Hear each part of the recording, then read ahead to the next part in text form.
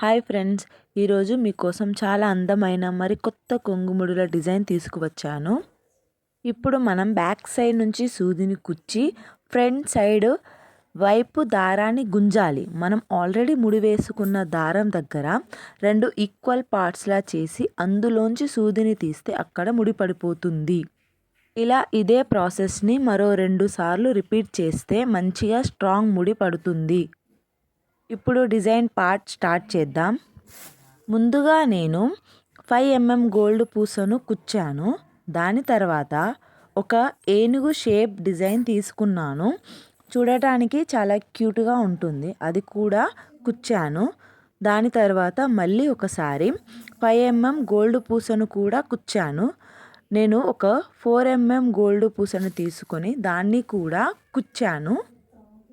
ఇప్పుడు మనం ఆల్రెడీ రెడీగా పెట్టుకున్న కుచ్చులను తీసుకొని ఈ కొన నుంచి ఆ కొన వరకు ఒక్క దారం కూడా బయటికి కనిపించకుండా చాలా నీట్గా ఆ సూదిలోకి కుచ్చానన్నమాట నేను.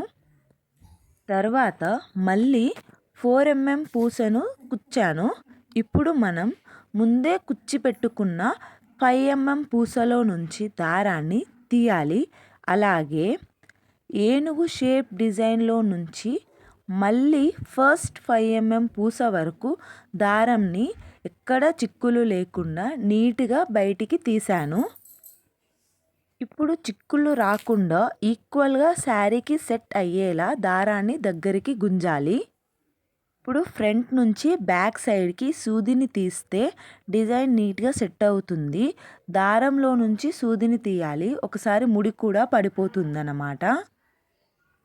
ఇప్పుడు లాస్ట్ స్టెప్ ముడి వేయడం.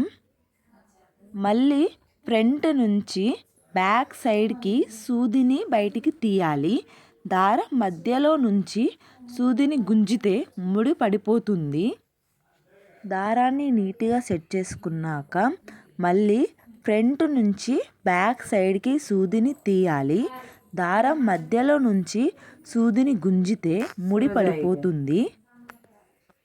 ఇలా ఒక 2 నుంచి 3 సార్లు చేసి బ్యాక్ సైడ్లో చీరకి కొద్దిగా సూదిని కుచ్చి ఆ సూదిలో దారాన్ని ఒక 2 సార్లు తిప్పి గుంజాలి.